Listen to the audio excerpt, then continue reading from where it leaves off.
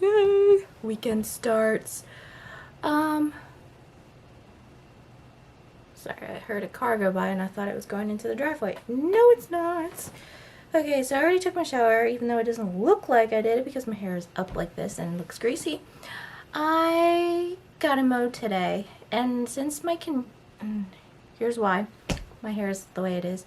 I don't have very much conditioner left, and I thought, thinking wisely, since I have to take a shower twice, why wash it twice? Because with mowing, you're going to get grass and dirt and everything come into my hair. And I have very little conditioner. I'm trying to space it out. So, figured do it the second time. I did take a shower still because homegirl does not like... Hygiene is 100% plus important to me. And I hate going around stinky and disgusting. Yes, unfortunately I sweat. I wake up in the morning, I have bad breath, BO, and all this other stuff. I sweat. It's disgusting. I know. But I don't have to live that way. I have the privileges of having running water, taking a shower, and having shampoo and conditioner and soap. So I'm going to wash the do-ahs out of me. It is 100% necessary. I always think hygiene is so important. So not only for the other people's benefits because we're not going around stinky, but because for health benefits, it is better to clean yourself in every crevice of your body. It's necessary. So, yeah. Wear deodorant, brush your teeth, use mouthwash, floss ever so often. You know, the whole shebang. It needs to be dealt with. Wash your face, which I should probably do that more often. I only do it like once a week. That's the only thing I probably should do more. It's not like I don't go around stinky everywhere else, but my face probably could use a little more TLC. Anyway, besides that, how am I doing? I'm doing pretty good, except for this week. Kind of. Monday was pretty full. We had 4 houses. I was pretty tired afterwards. Second day, it wasn't too bad. It was weird because Mom had school, so I stayed in the lobby, waited for her class to be dealt with, and I just played a bunch of games on my phone. And then we left, and then we had a house to do. Did some grocery shopping. Unfortunately, my blood pressure or whatever went down again. So I didn't go to church. I was planning on going to church that night, but because of how I felt extremely tired, like all day long. I was just yawning and yawning and yawning. I had a little bit of energy during work because I kind of perk up a little bit, but then I went downhill. So yeah, I was not feeling it. So, and I needed a nap, even though it was after 5 basically. But I was like, screw this. I need at least 30 minutes. So that's what I did. And I stayed home. So, and Mom understood because I was just not feeling it. When I was pushing myself through the grocery shopping and unloading and stuff, but I could push myself for so long, and then I just collapse. I can't. Once I'm home, I can just relax and just rest. That's what happens to me. I just can't go any further. So, yeah, I managed to get through that, and yesterday it was weird because I potentially had 3 houses, but something went wrong with our last house and we couldn't get in to clean. Mom had some more appointments. So many doctor's appointments lately. But we managed to get through 2 houses. We only did the 2, so we have to make it up Tuesday with doing 4 houses on Tuesday. Lovely. It's gonna be a kind of a long day Tuesday, but anyway.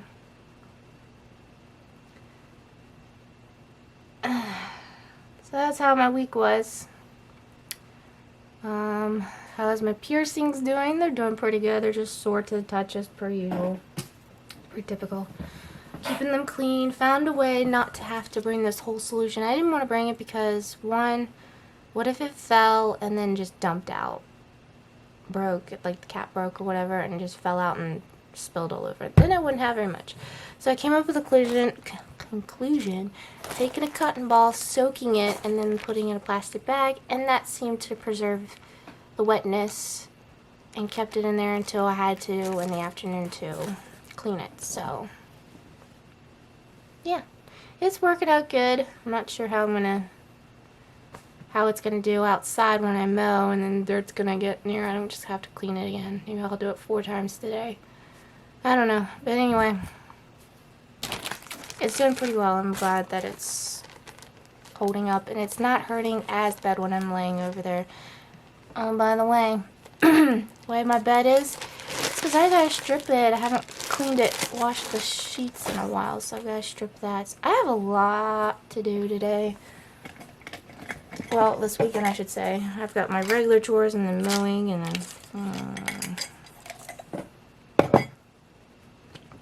it's a lot to do.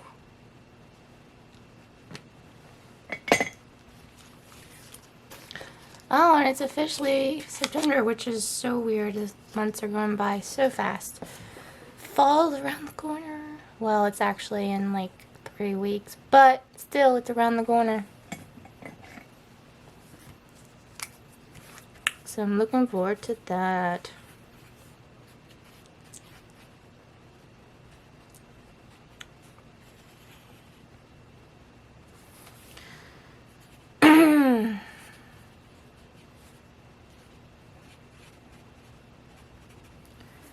Have anything else to update you guys on? Not really. I don't really have much going on elsewise, so you guys will see me later this evening or something like that. I don't know, sometime later. So yeah. Hey guys, it is the evening because I'm in my corner. Alright, so what have I update of what I've been doing today? Kind of was productive and kind of wasn't. Well, yeah, I was productive.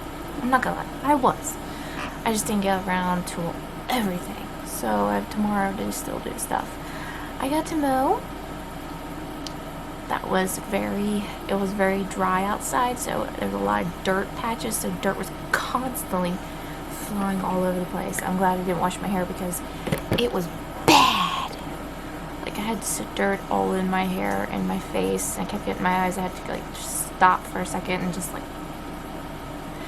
get the dirt out of my eyes, so that was pretty gross, but overall got it all done, so that was good. Other than getting nasty and dirty, sorry, my ears ringing.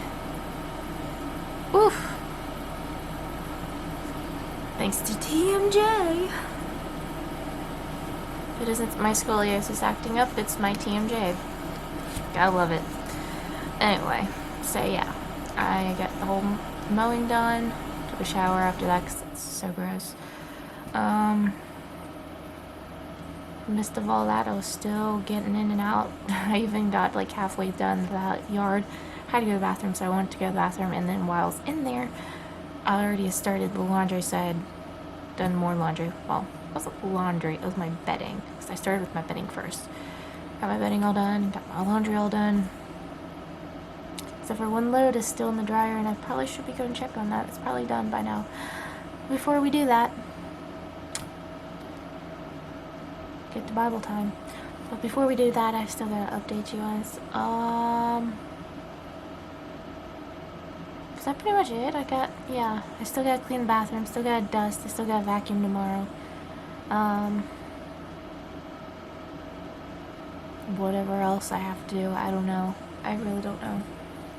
Oh, I put my one puzzle away, and I've decided I'm gonna start these Thomas Kincaid ones. I didn't realize the dimensions. I didn't exactly look, well, I didn't exactly look by the dimensions, but the dimensions are quite small. But they're 100, 300, 500 pieces. So anyway, so this is the first one. So and the pieces are quite small, as you can tell. And I was like, what number is this one? Found out there's a line on here that tells you it has like the 1 through 10, and it has the line. So this is number 1. And then I was like, which one is it gonna show me? I didn't know which picture it was, but it has the number down there. So this is what the first one's going to be. So, just working on that one. They won't take me very, these probably won't take me very long, unless I get confused by a pattern or so. But first one's of a church out in the woods. And so yeah, I've got 10 of these to work on, and here's all of the pretty look. Sorry about the shiny look, but it'll be very pretty. So I'm excited for that. And I'm in the process of also editing, so yay! You guys will get to see some things coming up soon. Anyway, it is everybody's favorite time of the vlog, and that is Bible time. Should I do it in an accent? Probably not. Probably should not read it in an accent, because then you probably won't understand me. Probably don't understand me half the time. Hear me half the time, because I don't speak loud. But anyway, this is the last chapter of Leviticus, and that is chapter 27. So let's get started. And this is called Redemption of Gifts Offered to the Lord. The Lord said to Moses, "Give the following instructions to the people of Israel. If anyone makes a special vow to dedicate someone to the Lord by paying the value of that person, here is the scale of values to be used. A man between the ages of 20 and 60 is valued at 50 shekels of silver, as measured by the sanctuary's shekel. A woman of that age is valued at 30 shekels of silver." Of course, she'd be a lot less money versus a man. A boy between the ages of 5 and 20 is valued at 20 shekels of silver. A girl of that age is valued at 10 shekels of silver. A boy between the ages of 1 month and 5 years is valued at 5 shekels of silver. A girl of that age is valued at 3 shekels of silver.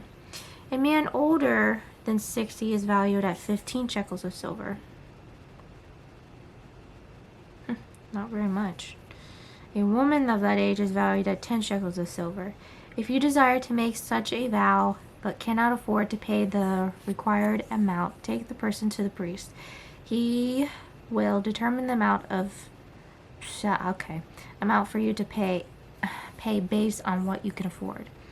If your vow involves giving an animal that is acceptable as an offering to the Lord, any gift to the Lord will be considered holy.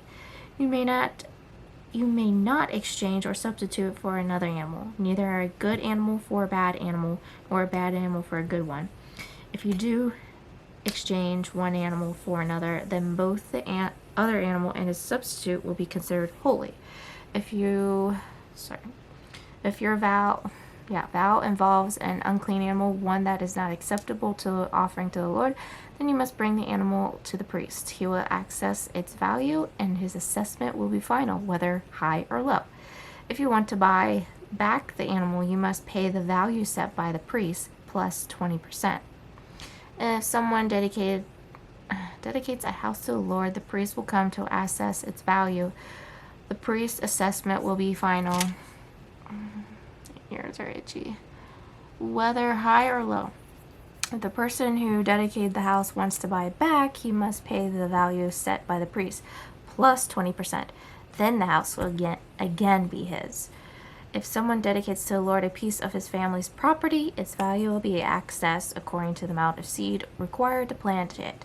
50 shekels of silver for a field planted with 5 bushels of barley seed. If the field is dedicated to the Lord in the year of Jubilee, then the entire assessment will apply. But if the field is dedicated after the year of Jubilee, the number of years left until the next year of Jubilee. Did I read that right?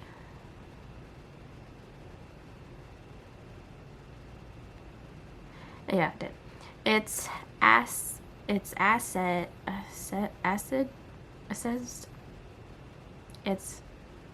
assessed, value is reduced each year. If the person who dedicated the field wants to buy it back, he must pay the value set by the priest, plus 20%. Then the field will again be legally his. But if he does not want to buy it back, it is sold to someone else. The field can no longer be brought back. When the field is released in the year Jubilee, it will be holy, a field specially set apart for the Lord. It will become the property of the priest.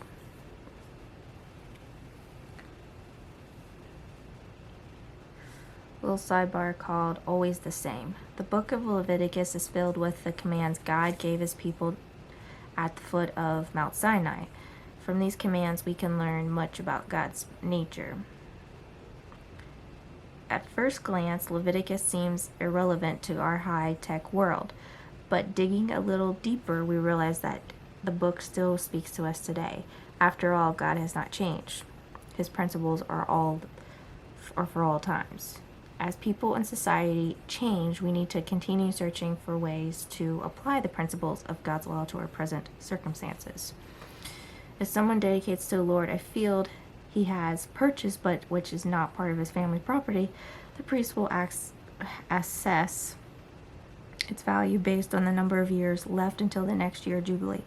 On the day, he must give the assessed value of the land as a sacred donation to the Lord. In the year Jubilee, the field must be returned to the person from which he purchased it, the one inherited as family property. All the payments must be measured by the weight of the sanctuary shekel, which equals 20 gerros, something like that. You may not dedicate a firstborn animal to the Lord, for the firstborn of your cattle, sheep, and goats already belong to him. However, you may buy back the firstborn of ceremonially unclean animal by paying the priest assessment of its value plus 20%. If you do not buy it back, the priest will sell it as its asset value. However, anything special set apart for the Lord, whether in person, an animal, or family property, must never be sold or brought back. Anything devoted in this way has been set apart as holy, and it belongs to the Lord. No person specially set apart for destruction may be brought back. Such a person must be put to death. Sorry, I am hearing stuff in the background. That's why I'm like, I can also hear my thing is done editing and it shows the finished project, and I somehow can hear myself even with the earplugs put in, and then I'm hearing stuff out, and then I was gonna say festival out in the hallway. Alright. However, anything special set apart for the Lord, whether person, animal, or family property, must never be sold or bought back. Anything devoted in this way has been set apart as holy and belongs to the Lord. No person specially set apart for destruction may be bought back. Such a person must be put to death. Oof. 1/10 of the produce of the land, whether green from fields or fruit from the trees, belongs to the Lord and must be set apart to him as holy.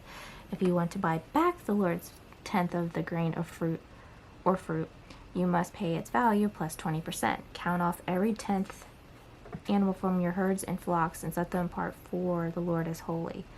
You may not pick or choose between the good and bad animals, and you may not substitute one for another.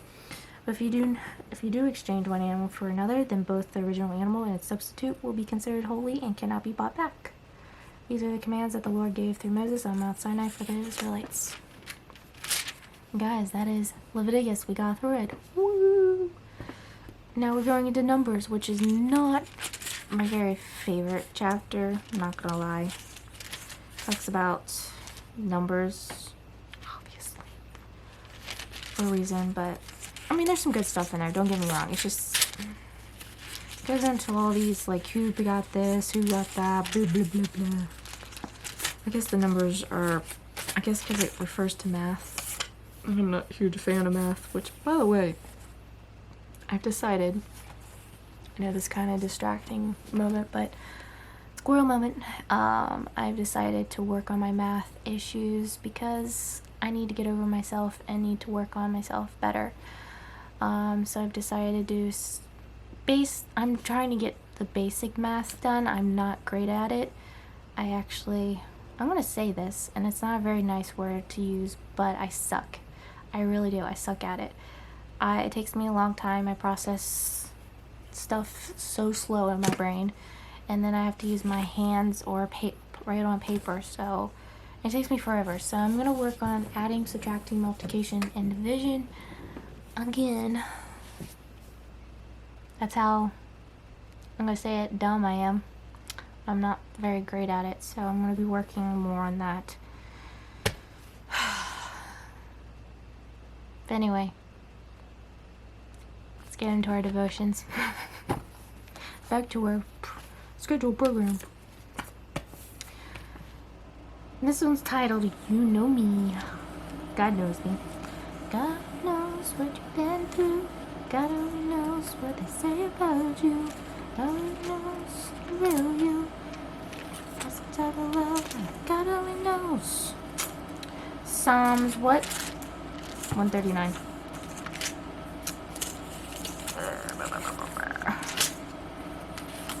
139. 159. 159. Where art thou? Anyway, verses 1 through 6.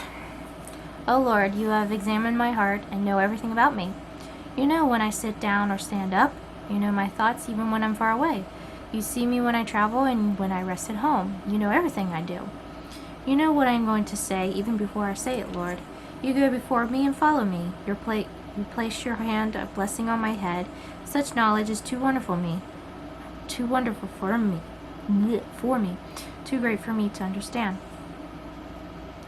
I cannot believe I said, or I did say that. It's a common statement, or at least thought. All have said and done something so out of character that has totally shocked them as well as those who knew them. If we can barely know ourselves, at least at times, how can we expect to really know anyone else? Can others really ever really know us? And if they do, will they still like us? There is one who can and does. O Lord, you have searched me and know me. This psalm beautifully expresses how perfectly and intimately God knows each of us. He knows how we feel at all times, every thought before we think it, every word before we speak it. Even the secret desires of our hearts are completely known to Him. Why? Because He made us. He already knew how we were going to start to finish. He knew our life from the beginning to the end. Which is a little creepy, to say the least. As a human being, it seems a little creepy at first until you actually